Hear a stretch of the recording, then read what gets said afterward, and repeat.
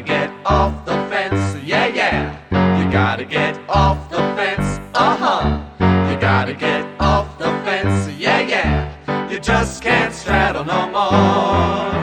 Now Jesus said, and his word is true, you cannot serve two masters.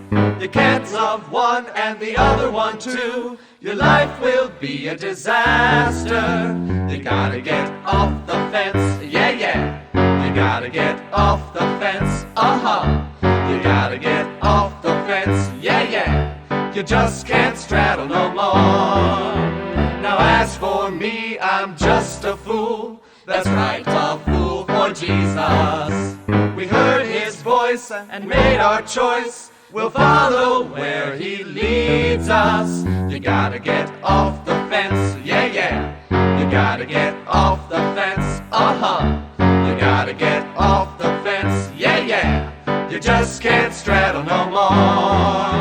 Now you may think you've lots of time to make that big decision, but life is short, uncertain too. So tell me, friend, whose fool are you? You gotta get off the fence, yeah, yeah. You gotta get off the fence, uh-huh. You gotta get off the fence, yeah, yeah. You just can't straddle no more.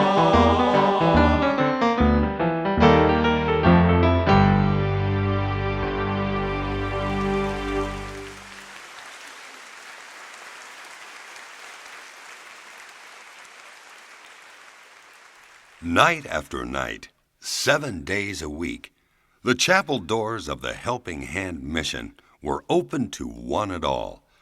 Men and women from all walks of life would visit the service and come away with a deeper sense of God's presence in their lives. Many of those who were saved at the mission went on to begin their own ministries to the Lord. On September 18, 1884, Jerry took his wife to Central Park for a walk. It was a Wednesday. Just as he returned in the evening, he suffered an attack. He lived until 4:05 that afternoon. His wife and others by his bedside said he turned his head and lifted his eyes toward heaven, raised his hand, and with a bright smile said, "It's all right." Then his arm fell by his side. His eyes closed, and a moment later, the missionary to the slums of New York was dead. The crowds that gathered at the Broadway Tabernacle on the day of his funeral were so great that the police had to shout and push to clear the way and maintain order. The church, one of the largest in the nation, was crowded from front to rear. Every seat was taken. All the aisles were packed. Men and women sat on the pulpit steps, crowded the lobbies and corridors, and looked over each other's heads at the door. A reporter for the New York Herald wrote this: "It was an extraordinary experience. I never saw anything quite like it. For a funeral, that is. What struck me was the variety of people. Old women, wrinkled and seamed, here and there sprinkled throughout the crowd. The painted face of the Scarlet Woman showed itself. The tall silk hats of downtown bankers overtopped the straw hats of the homeless tramps. A great many Negroes of both sexes, a great many gentlemen and ladies, the young shopgirl who had been saved from temptation, gamblers and confidence men who seemed very ill at ease. It was one of the largest funerals for a private individual ever held in New York at that time. Yet the body in the casket had been an ex-convict, a drunkard, and a thief so low and mean that he at one time terrorized the rum cellars and saloons of New York's Fourth Ward.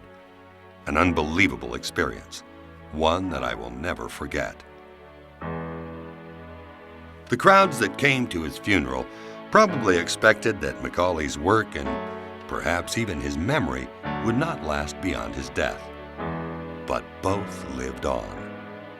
The McAuley Water Street Mission, now known as the New York City Mission, has continued the work Jerry began, uninterrupted, since 1872.